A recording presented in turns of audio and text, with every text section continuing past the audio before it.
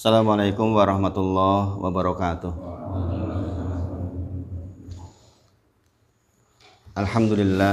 Alhamdulillahi haqqa hamdi nahmaduhu wa nasta'inuhu wa nastaghfiruh wa na'udzu billahi min syururi anfusina wa min sayyiati a'malina.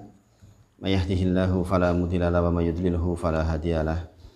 Asyhadu alla ilaha illallah wa asyhadu anna Muhammadan abduhu wa rasuluh.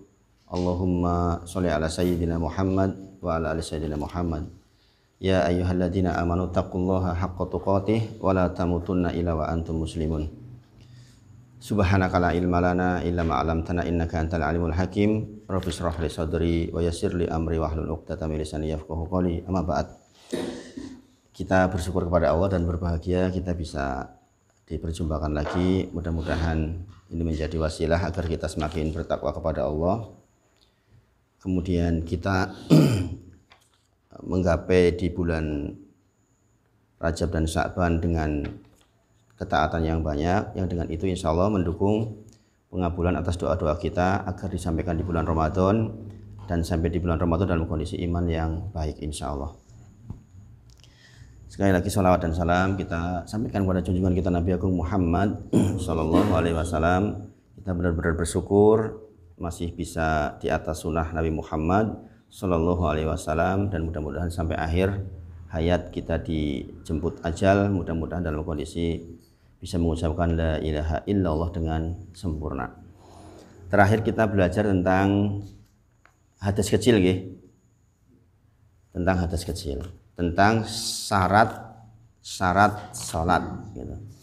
Coba yang punya catatan dibacakan, Pak. Syarat sholat ada dua, yang masing-masing yang pertama ada 5, yang kedua ada 3. Coba disebutkan, Pak. Siapa yang nyatat kemarin? Syarat sholat yaitu syarat sahnya sholat dan syarat wajib sholat. Syarat sahnya sholat ada berapa? 5. Syarat wajib sholat ada 3. Coba dibacakan yang nyatet. Pak Pri biasanya nyatet rajin, Pak Pri. Ya, Pak.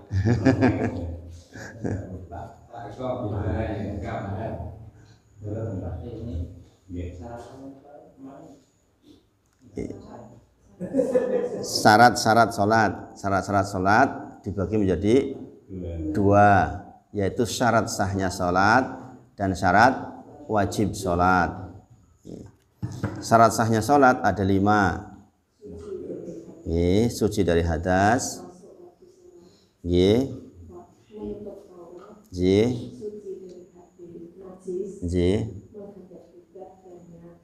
syarat wajib sholat Islam, berakal dan mumayyiz, balik. Mumayyiz dan balik jadi satu. Islam, berakal, mumayyiz dalam kurung balik. Jadi diingat-ingat. Kemarin videonya udah saya share loh di grup. Nggak sempat di rumah dilihat. Jadi sekali lagi diulang. Syarat artinya apa syarat? Ya, segala sesuatu yang harus ada sebelum sholat. Secara hukum fikih, dalam bahasa fikih, syarat adalah perkara yang keberadaan suatu hukum bergantung dengannya. Itu bahasanya begitu. Jadi syarat apapun yang terkait dengan ibadah itu artinya perkara yang keberadaan suatu hukum bergantung padanya. Artinya keberadaan sholat, hukum sholat bergantung kepada adanya syarat itu. Contoh wudhu, bersuci contohnya. Berarti tanpa bersuci hukum itu enggak ada. Sebaliknya keberadaan sesuatu itu tidak mengharuskan adanya hukum. Contoh kita berwudu tidak harus dalam rangka sholat. Bisa dipahami. Jadi syarat sekali lagi perkara yang keberadaan suatu hukum bergantung padanya. Nah, Bapak Ibu sedaya, Kemarin kita sudah sampai ke hadas, persoalan hadas, yaitu suci dari hadas. Kita bahas suci dari hadas, berarti kita harus tahu hadasnya itu apa. Wong syaratnya suci dari hadas kok. Hadas dibagi menjadi dua, hadas kecil dan hadas besar. Kemarin sudah dibahas apa arti hadas. Perkara yang abstrak yang menempel di badan kita, yang mencegah keabsahan sholat. Betul. Dapatkan keringanan. J. Amrun i'tibariyun yakumu bi badani, kemudian yamna'u sihata sholati atau yamna'u sihata sholati malam yurakhos. Amrun itu perkara, i'tibariyun itu abstrak, raketok nggak ada volumenya, nggak bisa dibauin, karena hadas itu status hukum, bukan benda. Amrun perkara, i'tibariyun abstrak, yakumu nempel, bi badani di badan, kemudian yamna'u itu mencegah, sihata sehat berarti keabsahan, sholat malam yurakhos yang tidak mendapatkan keringanan. Sekali lagi dari arti ini berarti kita tahu ada yang mendapatkan keringanan. Ini kan syaratnya tidak dapat keringanan. Berarti kalau dapat keringanan ya nggak berlaku itu. Artinya nggak bersuci pun tidak apa-apa. Sebagaimana saya terangkan kepada panjenengan kemarin, kalau orang sudah sepuh, sudah basar beser terus, ya tetap sholat. Semenit beser, tetap sholat. Bisa pakai pampers kalau zaman sekarang gampang nih. Zaman dulu ya pakai kain. Saya masih ingat dulu waktu zaman kecil itu orang head saja masih pakai kain toh dulu itu. Iya enggak?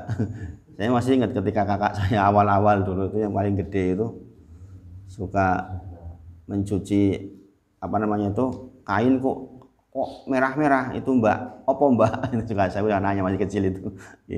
Kalau sekarang sudah dengan teknologi yang lebih baik insya Allah. Jadi kalau sesepuan sudah memang kondisinya tidak mungkin lagi suci dari hadas, ya dia berangkat dalam kondisi seperti itu, sholat dalam kondisi seperti itu. Artinya ada yang mendapatkan keringanan. Atau kemarin diceritakan tentang orang yang macet di tengah jalan, hanya berjalan 5 km per jam, ini gidik mandek, sementara di dalam mobilnya tidak ada soid, tidak ada air, maka dia sholat menghadap sesuai dengan menghadapnya mobil dan tanpa bersuci. Atau orang yang di penjara, ya kan, diikat atau di dalam ruangan yang dia tidak sama sekali bisa keluar dari sel, sementara datang waktu sholat sudah mau habis, maka dia sholat tanpa harus bersuci.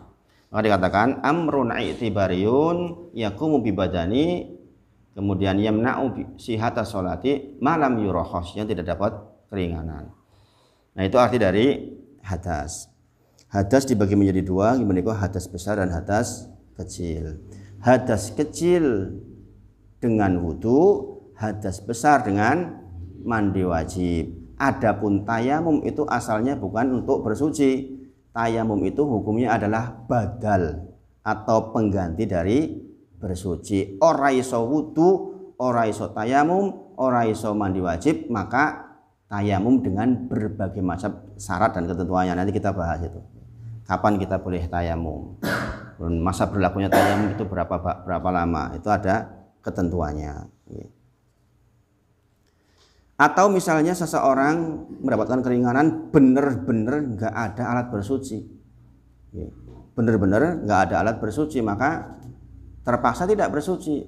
Banyu ora ono, soid ora ono gitu. Soid itu maksudnya debu nih. Tidak ada sama sekali, maka dibolehkan seseorang melaksanakan sholat tanpa harus bersuci. Nah, karena kita harus suci dari hadas, maka kita harus tahu penyebab kita berhadas. Wong barang ora ketok kok. Nggih. Maka penyebab kita berhadas apa saja kemarin sudah disebutkan beberapa di antaranya. Satu, apa kemarin Pak? Penyebab berhadas. Ini. Betul, keluarnya sesuatu dari dua lubang, yaitu lubang depan dan belakang. Termasuk bentuknya gas. Makanya kentut termasuk yang menjadikan kita berhadas. Keluar segala sesuatu dari kubul atau dubur, walaupun yang keluar emas. Ngomong ke belakang keluarnya emas, opo watu, itu tetap menjadikan kita berhadas. Kemudian yang kedua kemarin apa? Tidur. Asalnya tidur membuat kita berhadas. Asalnya tidur membuat kita berhadas. Rasulullah bersabda, "Man nauma fatawaddo." Barang siapa yang tidur maka berwudulah. Hukum asalnya begitu, hukum asalnya. Tetapi kemudian para ulama menyebut beberapa keadaan yang membuat tidur itu benar-benar membuat orang harus berwudu. Karena hukum asal yang lain, seseorang yang dalam kondisi duduk sebenarnya tidak dianggap batal walaupun tidur, asalnya begitu asalnya. Karena Rasulullah bersabda, inna al-ainaini wika usah. Wika usah itu pengikat. Mata adalah pengikat dubur maksudnya. Inna sesungguhnya al-ainain dua mata itu wika usah, pengikat dari dubur. Apabila dua mata tertidur maka terlepaslah ikatannya. Jadi melek yang ini itu pengikat dubur bahasanya Rasulullah begitu. Jadi seorang kroso ngentut ora kroso gitu. Tetapi orang yang dalam kondisi duduk itu tempat keluarnya itu tertutup, maka Rasul menyebutkan asalnya sesungguhnya kalau kita dalam kondisi duduk itu tidak batal. Tapi nanti ini belum kesimpulan gitu. Nanti para ulama menyimpulkan beberapa hal gitu. Kenapa? Karena kalau kita duduk itu proses keluarga itu nggak bisa sebenarnya. Makanya kemarin saya gambarkan kalau orang bepergian jauh pakai motor, biasanya perempatan lah ngadeg-ngadeg nih, ngadeg-ngadeg dalam rangka buang gas biasanya. Di samping biayakane ben ora pegel, sambil biasanya buang gas. Jadi mau buang gas nyupir mobil mesti geser-geser dhisik, ora mungkin meneng wae. Karena memang terbukanya harus dengan tidak dalam kondisi duduk sempurna. Tapi sekali lagi itu diberi pertimbangan dari beberapa dalil yang lain bahwa dikatakan seseorang tidurnya batal sholat ketika memenuhi syarat tidur. Ketika memenuhi syarat tidur. Saya bacakan dulu nggih. Yang pertama, pendapat yang pertama terkait dengan tidur. Kemarin sudah belum nggih? Kayaknya belum detailnya belum nggih tentang tidur. Belum. Yang pertama, tidur sama sekali bukan termasuk pembatal. Ini pendapat dari Ibnu Umar dan Abu Musa al-Asy'ari. Ini juga orang besar nggih. Juga pendapat dari Sa'id bin Jubair, kemudian Makhlul Ubaidah As-Salmani, kemudian Al-Auza'i dan lainnya. Dalilnya dari Anas bin Malik nggih menika Rasulullah ngendika dikabarkan kepada kita tentang ketika salat hendak ditegakkan, uqimatis sholatu wa nabiyyu sallallahu alaihi wasallam, ketika salat hendak ditegakkan Rasulullah sallallahu alaihi wasallam yunaji rojulan falam yunajihi. Rasulullah yunaji itu berarti berbisik-bisik, ngobrol lah sama salah seorang salah seorang rojul, seorang laki-laki. Kemudian belum selesai bisik-bisiknya hatta sampai para sahabat itu tertidur. Sahabat itu nungguin Rasulullah ngendika sakderenge salat sampai tidur, karena ini bisik-bisik. Yunaji itu berarti kan bukan ceramah, ngobrol sama seseorang sehingga yang lain nggak dengar, kemudian yang lain tertidur. Ternyata Rasulullah menegakkan sholat tanpa menyuruh para sahabat wudhu lagi. Berarti dalam hal ini menurut pendapat Ibnu Umar berdasarkan hadis ini adalah tidak membatalkan sholat, tidak membatalkan wudhu. Kemudian Qatadah mengatakan ia pernah mendengar Rasulullah bersabda, para sahabat Rasulullah SAW pernah ketiduran kemudian mereka pun melakukan sholat tanpa berwudhu lagi. Ada yang mengatakan, benarkah engkau mendengar hal ini dari Anas? Qatadah mengatakan, iya betul, demi Allah saya dengar dari Anas. Kita tahu nih, Anas bin Malik itu salah satu ulamanya para sahabat, muda tapi ulamanya para sahabat. Maka Qatadah ditanya, benar nggak kamu dengar ini dari Anas bin Malik? Qatadah mengatakan, iya betul, demi Allah saya mendengar dari Anas. Ini menunjukkan bahwa dalil ini kuat. Ini menunjukkan dalil yang tidak batal. Yang kedua, tidur termasuk pembatal wudhu. Ini pendapat dari Abu Hurairah. Orang besar nih. Kemudian Abu Rafi, Urwah bin Az-Zubair, atau bahkan pendapatnya Al-Hasan Al-Basri, seorang tabi'in yang sangat masyhur. Jadi ini juga pendapat orang-orang hebat, juga dipilih oleh Al-Albani yang dikenal sebagai ahli hadis mutaakhirin, ahli hadis zaman sekarang sudah meninggal sekarang tapi ya termasuk orang belakangan. Nah, dalil dari pendapat ini adalah sebagaimana buang air besar dan kencing menyebabkan batalnya wudu ketika memakai khuf, begitu pula tidur. Maka karena tidur itu di dalam keterangan itu dihubungkan dengan buang air besar dan air kecil. Ini hadis tentang mengusap khuf. Khuf itu sepatu lah. Kata Rasulullah, karena Rasulullah Shallallahu Alaihi Wasallam ya'muruna idza kunna musafirina. Rasulullah memerintahkan idza kunna musafirina, ketika kita bermusafir, anam saha ala hifafina wala nansi'aha salasata ayyamin. Jadi kita kalau batal selama 3 hari di perjalanan ini, kita wudunya cukup mengusap khuf, nggak usah dicopot maksudnya. Sepatunya nggak usah dicopot, cukup diusap bagian atas. Ini keringanan di dalam perjalanan khusus orang yang perjalanan. Kemudian min gha'itin wa baulin wa naumin. Jadi ketika kita gha'itin, baulin wa naumin, nek zaman sekarang mungkin kayaknya nggak berlaku gini. Mungkin nggak jenengan gitu. Orang nyopot sepatu. Kata-kata nggak mungkin zaman sekarang Ya mungkin saja bisa saja Kalau jenengan pas perjalanan jauh duduk di toilet kan saged mawon Itu jenengan wudunya tidak harus dicopot itu. Rasul menyampaikan cukup diusap. Nah, di sini yang diambil dalil maksudnya begini, kita tidak sedang membahas tentang khauf. Bukan itu pembahasannya. Pembahasan kita adalah di dalam hadis ini katakan min gha'id, itu kita buang air besar, wa baulin itu buang air kecil, kemudian wa naumin dan tidur. Berarti biasanya di dalam hukum itu kalau satu hukum kok jejeran seperti itu berarti asal hukumnya sama.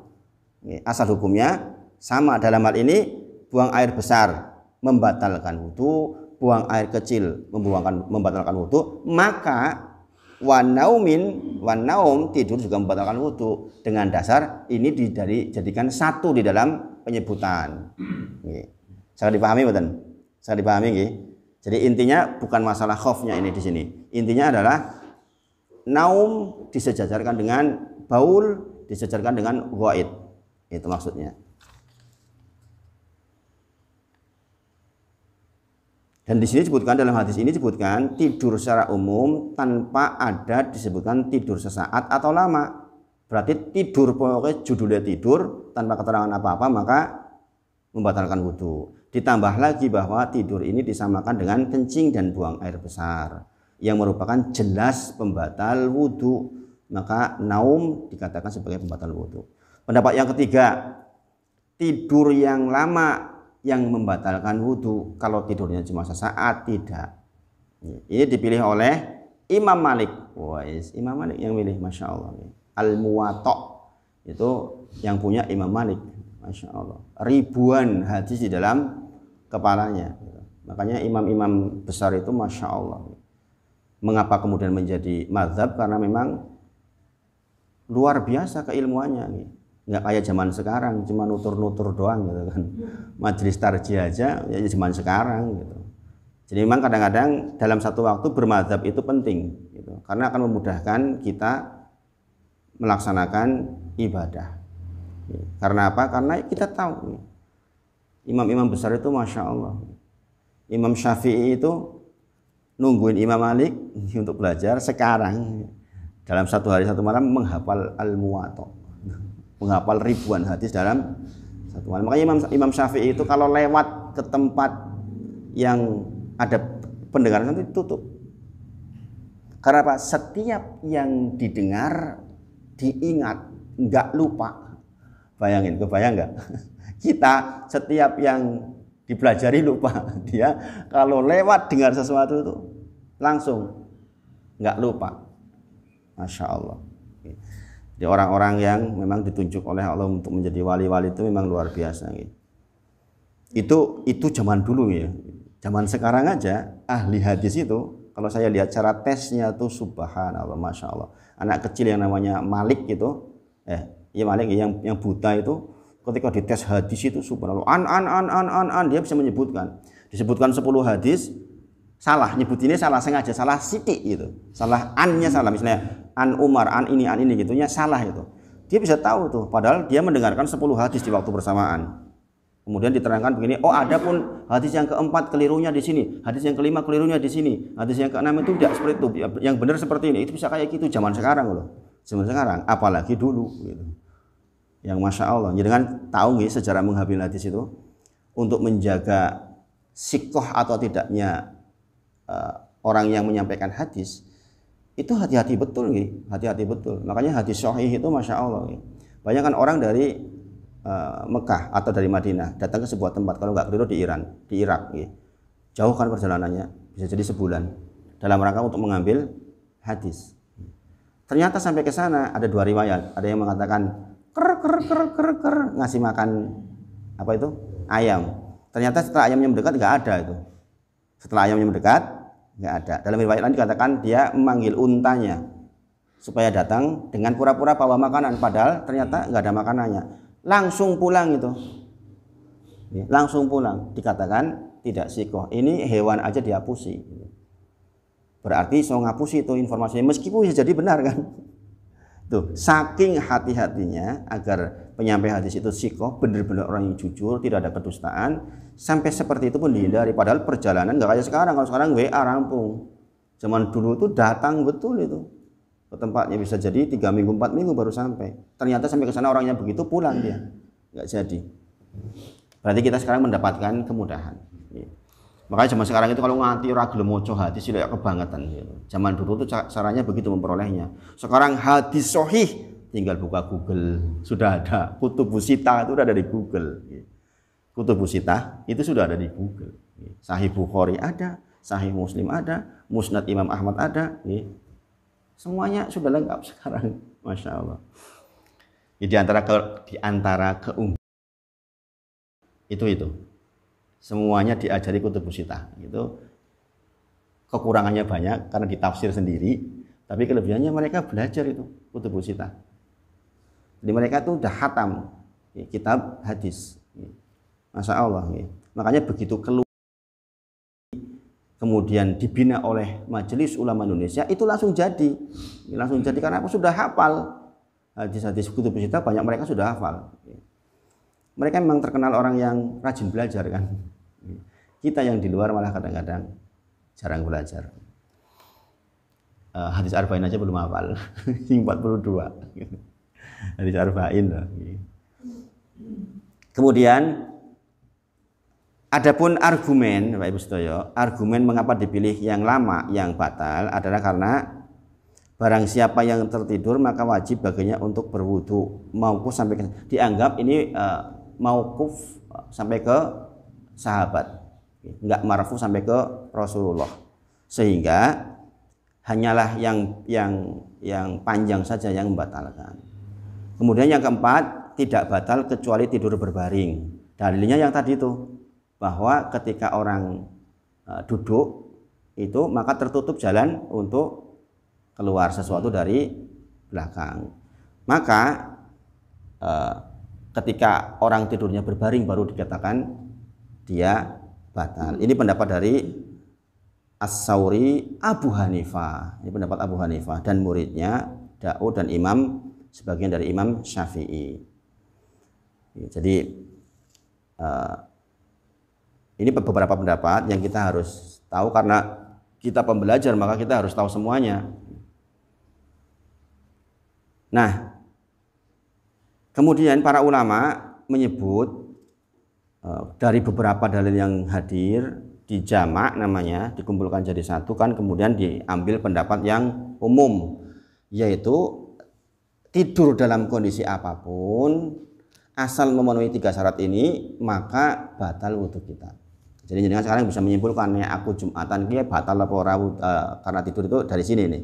Yang pertama, ia tidak lagi mendengar suara. Kalau jenengan sare kok sama sekali nggak dengar suara, ora krasa tenan, maka itu menjadi dikatakan tidur beneran. Satu. Yang kedua, tidak merasakan lagi benda jatuh dari tangannya. Nek kayak gini, kalau gelek kayak gitu kok udah nggak bangun, berarti itu tidur beneran. Kalau menjelang masih klotak itu berarti belum tidur beneran itu. Masih dikatakan hanya ngantuk. Kemudian tidak merasakan air liur yang menetes, yang anti ngiler.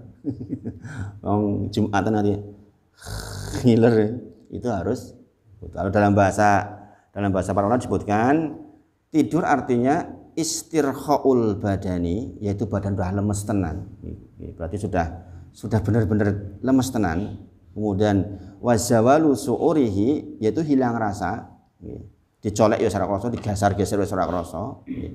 Wa khafa'i kalami min indi, kemudian dia tidak mendengar apa-apa ucapan yang di sekitarnya. Maka itu dikatakan tidur. Jikalau begitu keadaannya walaupun duduk tetap batal. Berarti jenengan sebelum sholat harus wudhu dulu. Jadi kesimpulannya seperti itu. Dari berbagai macam dalil yang terkumpul, kemudian seperti inilah kesimpulannya. Berarti tidur akan membatalkan wudhu ketika memenuhi 3 syarat tadi. Berarti benar Rasulullah menyampaikan idan nama maka fatawaddu, maka maksudnya seperti ini, yaitu tidur yang beneran tidur walaupun dalam kondisi duduk. Ini sering terjadi orang tidur dalam Jumatan itu tahu-tahu di sekitarnya bau, itu sering banget. Saya juga ngalami waktu kecil itu komplain, kalau udah gede kan enggak. Iki sapa sing ngentut iki? Jumatan malah ngomong sapa sing ngentut itu. Kadang-kadang begitu, karena orang tidur beneran itu ikatan dari syahnya atau pantatnya itu terbuka. Nah itu syaratnya yang menyebabkan kita berhadas yang kedua, yaitu tidur. Sudah dipahami insya Allah. Jadi jangan sekarang nggak usah was-was lagi. Iki batal ora yo, iki batal apa ora sudah tahu sekarang iki. Aku turu iki mau batal ora yo, batal ora yo, ya udah tahu batasannya. Karena ini sering menjadi perdebatan ya. Kadang-kadang ada yang tidak tahu, "Tuh kowe batal kowe mosok ora wudu meneh." Ora aku sing ngantuk tok mau kok misalnya itu. Nah, itu yang tahu jenengan sendiri. Kemudian yang ketiga yang menjadikan kita berhadas kemarin apa? Hilang akal atau hilang kesadaran. Ini yang ketiga. Hilang akal atau hilang kesadaran. Ini dalilnya sama, faman nama falyatawaddo. Barang siapa yang tidur maka dia disuruh berwudu kata Rasulullah. Nah, kenapa ini jadi dalil? Karena kalau tidur saja yang tingkat kesadarannya masih lebih baik dibandingkan orang yang pingsan atau mabuk saja batal, apalagi ini, apalagi pingsan atau mabuk. Karena hilang akal kesadaran itu karena dua hal, yaitu karena sukrin au bi marodin, karena mabuk atau karena sakit. Hilang kesadaran karena sakit atau karena mabuk. Orang sakit sampai pingsan hilang kesadaran ya otomatis batal wudunya. Kemudian atau orang mabuk sukrin, ketika dia mabuk ya otomatis hilang kesadaran dan dia batal wudunya. Kita ingat Rasulullah menyebutkan rufi al-qalam an salasatin, diangkat pena dari 3 golongan. Wis ora dianggap tidak mendapatkan beban apa-apa. Rufi al-qalam, diangkat pena, maksudnya diangkat catatan malaikat an salasatin, dari 3 golongan. Yang pertama apa? Anin naimi hatta yastaikid, adalah orang yang tidur hatta sampai yastaikid. Yastaikid itu bangun. Orang tidur sampai dia bangun. Kemudian wa anis sobiyi, dari anak kecil, hatta yahtalim, sampai dia mimpi basah, sampai balik maksudnya. Maka nanti ada pembahasan tentang mumayyiz. Mumayyiz itu belum balik tapi sudah mengerti baik dan buruk, bagaimana hukumnya, nanti ada hukum tersendiri. Jadi sekali lagi, wa anis sobiyi hatta yahtalim, sampai dia mimpi basah. Kemudian wa anil majnun hatta yaqil, orang gila sampai dia sadar lagi, sampai dia tahu apa yang diucapkan. Jadi sekali lagi, diangkat pena dari 3 golongan, yaitu dari golongan orang yang tidur sampai bangun, anak kecil sampai balik, kemudian orang gila sampai dia sadar kembali. Ini riwayat Abu Dawud, dan dikatakan sahih oleh Syekh Al-Albani. Adapun orang yang anak yang mumayyiz, Bapak Ibu sedaya, jika lo berbuat hukum, maka walinya yang bertanggung jawab. Kita punya anak kecil mecahin piring lagi main di rumah orang, maka yang menggantikan orang tuanya. Ini perlu diperhatikan, itu kewajiban kita, orang tuanya, walinya.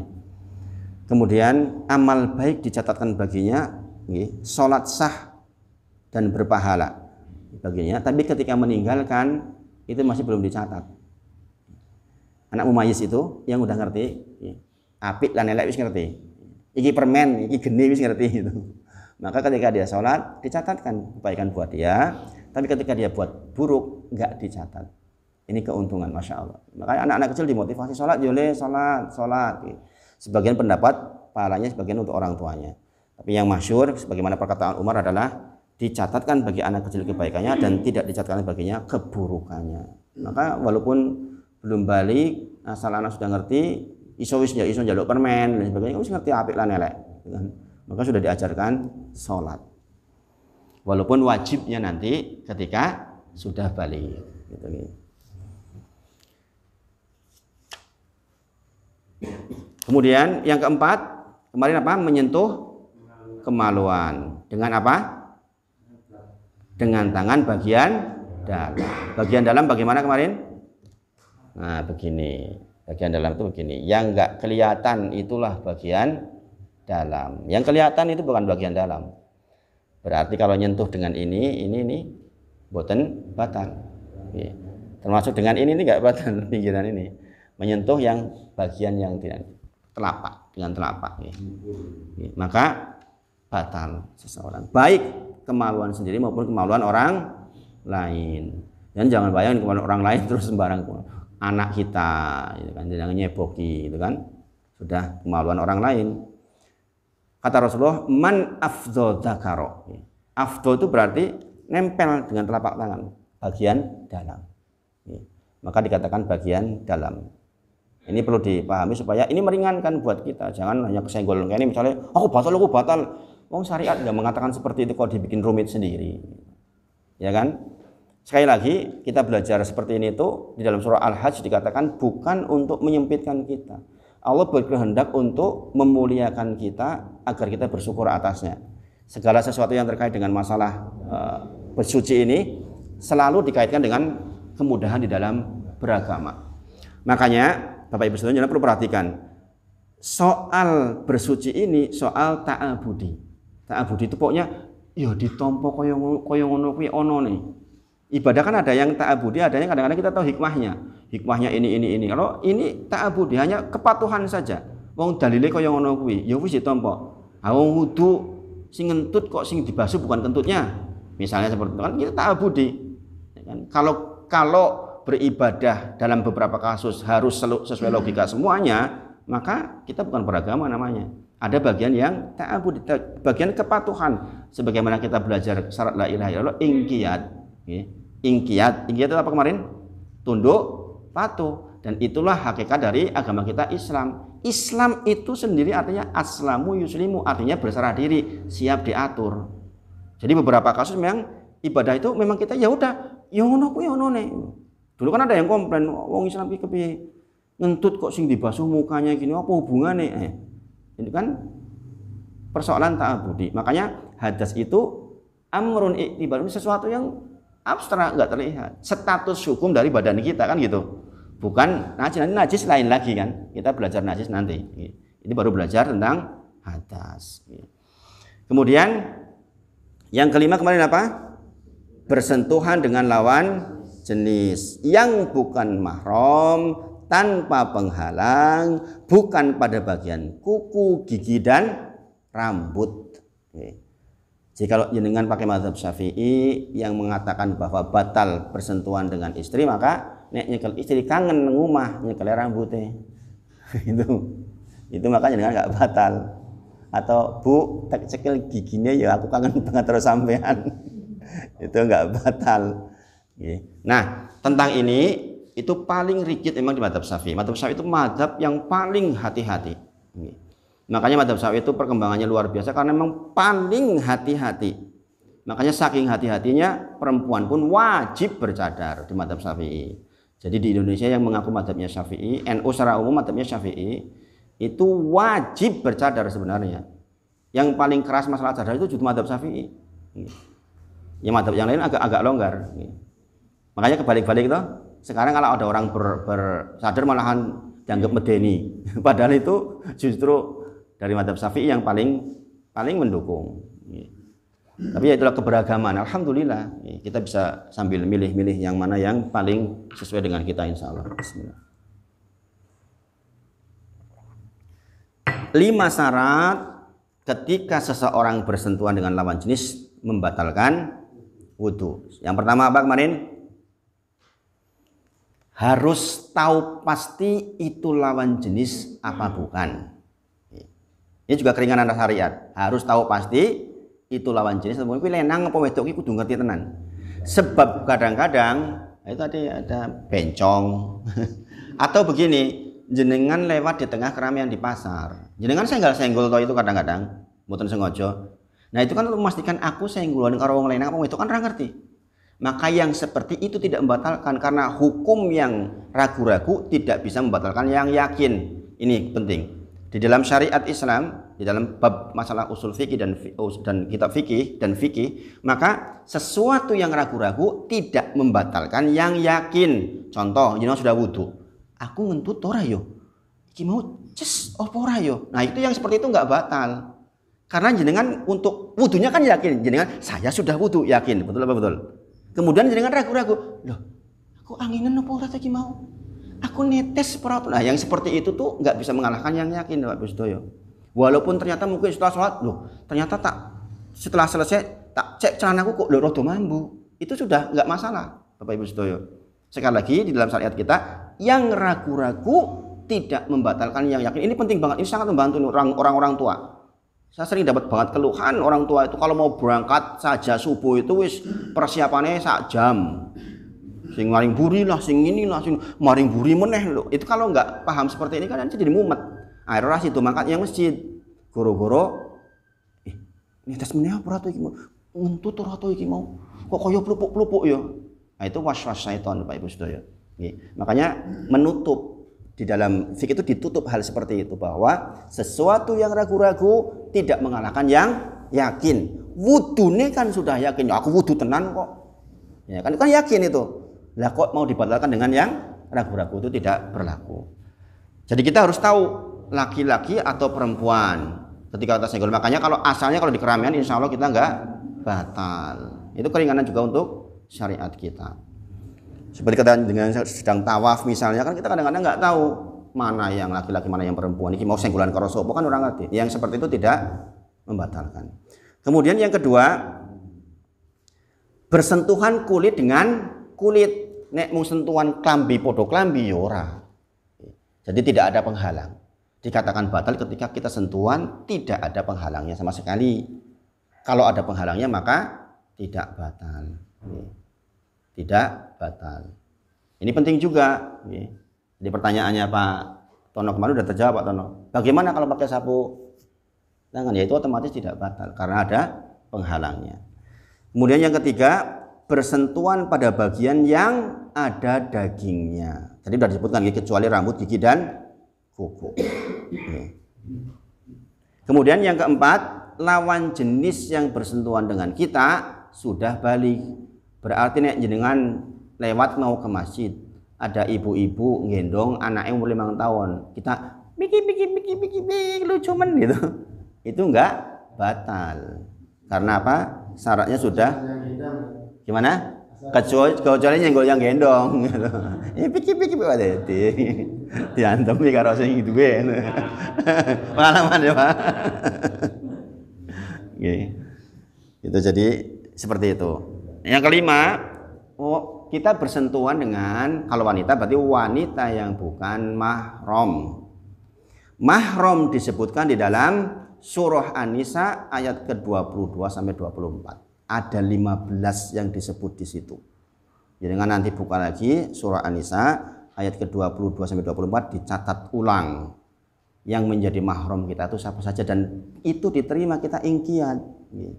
Karena apa? Karena kadang-kadang pas persoalan mahram ini di Indonesia masih agak-agak aneh gitu. Lah masa sih sepupu ora entuk cokol-cokolan dolanan bareng mosok ora entuk pas lebaran iku lho. Nah, disebutkan ya nanti saya sebutkan. Saya sebutkan. Jadi mahram termasuk yang bukan mahram termasuk kalau kita bersentuhan batal. Karena apa? Lazimnya kalau yang mahram tidak syahwat. Lazimnya kalau yang mahram tidak syahwat. Ini ketetapan dari Allah. Berarti kalau ada yang dengan mahramnya syahwat berarti menyimpang. Kalau terjadi incest itu berarti memang sudah menyimpang. Karena asalnya kalau mahram itu tidak batal. Tidak apa? Tidak syahwat. Nah, di surah An-Nisa 22 sampai 24 itu mahram itu terbagi menjadi karena 3 hal. Mahram karena nasab, mahram karena musyaharah atau nikah, mahram karena susuan. Nah, kita sebutkan sebagai ada 15. Yang pertama adalah wanita yang telah dikawini ayahmu. Siapa ini? Ibu tiri maksudnya. Ibu tiri. Jadi kalau bapak panjenengan nikah dengan seseorang maka itu sudah menjadi mahram panjenengan. Enggak, artinya mahram tahu nggih? Wanita yang tidak boleh dinikahi oleh seorang laki-laki. Kalau muhrim apa muhrim? Muhrim itu apa? Ini masalah di Indonesia itu salah pengertian. Muhrim itu istilah syariat untuk orang yang menunaikan ihram haji dan umrah, namanya muhrim. Tapi di Indonesia muhrim jadi mahram. Iya toh? Itu bukan muhrim saya, itu padahal itu keliru sebenarnya itu. Muhrim itu istilah syariat orang yang sedang menunaikan ihram ketika haji dan umrah namanya muhrim. Gitu. Ini Indonesia wis kebajut mahram itu jadi muhrim. Sebenarnya begitu, makanya kita yang udah ngaji harus tahu nih. Mahram itu yang dimaksud itu mahram. Ada 15. Yang pertama tadi apa? Wanita yang telah dinikahi ayahmu. Pertama. Yang kedua, ibu. Ibu itu tentu saja mahram kita. Kemudian yang ketiga, anak perempuan. Anak perempuan. Ini tertulis di surah An-Nisa 22-24. Kemudian saudari, berarti saudara perempuan. Yang kelima, saudari dari bapak, bisa buli, bisa bude. Saudara dari bapak kita, saudari dari bapak kita. Kemudian saudari dari ibu kita, berarti buli atau bude dari ibu. Nomor 6 tadi ya. Sudah ditulis belum? Nomor 7, anak perempuan dari saudara laki-laki. Apa niku? Ponaan, anak laki-laki, anak perempuan dari saudara laki-laki. Berarti ponaan perempuan. Kemudian anak perempuan dari saudara perempuan, juga ponaan dari saudari kita. Awake dhewe duwe sedulur wedok, duwe anak wedok gitu. Kemudian yang ke-9 ibu susu. Nggih. Nanti standar dikatakan ibu susu itu bagaimana, ada aturan tersendiri. Sudah berapa kali menyusui gitu kan, ada aturannya. Abdul itu dulu pernah disusui oleh teman saya itu Abdul itu. Gitu. Saking gemesnya Abdul itu lahir kecil banget gitu. Datang ke tempat teman saya tuh langsung disusui gitu. Kalau ke sana tuh mesti disusui. Makanya Abdul itu jadi saudara susuan temen itu. Karena saking cilik Abdul itu dulu waktu lahir itu kecil gitu. 1 bulan itu masih kecil banget sampai orang mengatakan ini orang anaknya Pak Wahid yang ini kok kayak cacat ya gitu. Sampai kayak gitu dulu tuh. Nah, teman saya itu saking gemesnya disusui sampai gendut banget gitu. Kemudian waktu itu memang istri saya waktu lagi kurang bagus ASI-nya. Kemudian yang nomor 10 nomor 10 saudari susuan. Saudari susuan, makanya Abdul dengan anak perempuan dari teman saya itu ya sudah nggak bisa menikah karena saudari susuan. Ibu susu. Ibu susuan. Nomor 10 saudari susuan. Nomor 11 ibu istri. Apa itu? Mertua itu mertua juga mahram selamanya. Kemudian yang 12 anak dari istri yang dalam pemeliharaanmu. Ini maksudnya bagaimana? Jenengan nikah sama jandanya duwe anak wedok. Maka anak wedok itu otomatis menjadi mahram ketika ibunya sudah jenengan campuri. Kalau belum sempat dicampuri lah rasido tak cerai, maka anaknya masih jadi boleh dinikahi, bukan mahram. Menjadi mahram ketika ibunya sudah dicampuri. Gitu. Anak istri yang dalam pemeliharaanmu, maksudnya kan dudu anak, bukan anak kita toh, tapi di dalam pemeliharaan kita karena kita menikah dengan janda. Janda itu bawa anak perempuan. Maka anak perempuannya menjadi mahram ketika ibunya sudah jenengin campuri. Gitu. Kalau belum dicampuri berarti belum. Anak tiri yang ibunya sudah dicampuri. Gitu. Kalau jenengan belum nyampuri kok ternyata jenengan rasido cerewe yo, gitu. Maka anaknya sah untuk dinikahi. Kemudian yang nomor 13 istri anak laki-laki, apa ini? Menantu. Makanya kalau terjadi ada menantu dengan mertuanya, yaitu sebenarnya asalnya tuh menyimpangnya jauh banget. Karena asalnya mahram. Kudune sing jenenge mertua karo mantu ki ora ana rasane. Kudune. Karena apa? Asal hukumnya begitu tuh. Yang sering terjadi kan ini nih. Ya kan? Yang sering terjadi itu mertua sama menantu ini sering terjadi ini.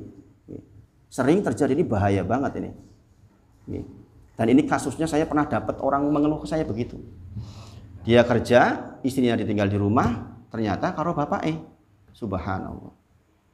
Ini harus dihindari. Makanya dikatakan walaupun mahram dalam beberapa kasus untuk menghindari fitnah jangan berdua-duaan. Walaupun asalnya mahram kan boleh berdua-duaan.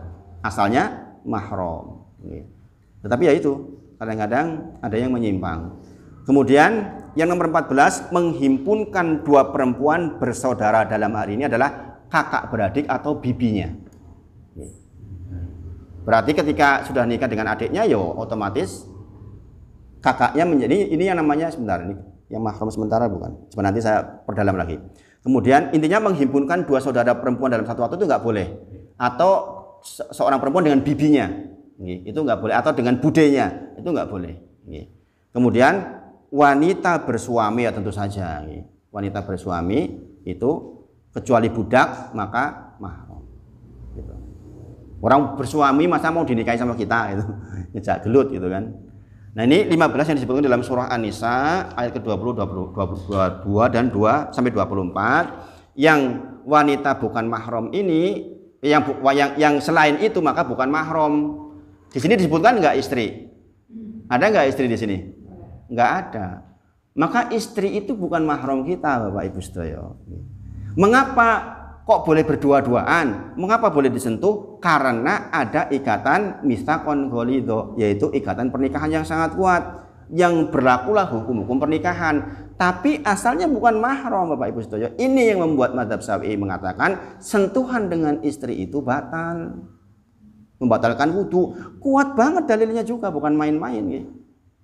Mau dicari dimanapun, nggak akan ada yang bisa mengatakan bahwa istri itu mahram kita. Ini dalilnya jelas banget. Ya kan? Maka istri itu menjadi boleh kita sentuh dan sebagainya karena ada ikatan pernikahan yang sah. Maka begitu ikatannya rusak, berarti kembali hukumnya. Boleh nggak jenengan sentuh? Jenengan pergauli? Udah nggak boleh. Jadi adanya kita melakukan dengan istri kita itu karena ada ikatan pernikahan, bukan karena kemudian ada ikatan mahram kemudian kita boleh menyentuh dia. Maka sekali lagi ini menjadi dalil bagi di mazhab Syafi'i bahwa bersentuhan dengan istri kita pada saat kita berwudu maka batal. Makanya nanti kita bahas itu hukum bersentuhan dengan istri kita. Ini jam 6 kurang 10 ya, cepet banget nih.